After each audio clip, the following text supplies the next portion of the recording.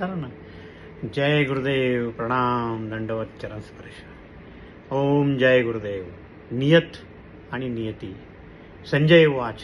नियत जैसी अंतरी, नियती घडे त्यापरी. भावबीज हृदयांतरी, फळे पुढती. भावबीज हृदयांतरी, फळे पुढती. हेतू शुद्ध ज्याचा असे, वाट त्याची उजळत असे. कर्म पाऊल जिथे वसे, भाग्य तिथे घडे. मनात कपट पेरू नये, दैव दोष मग देऊ नये.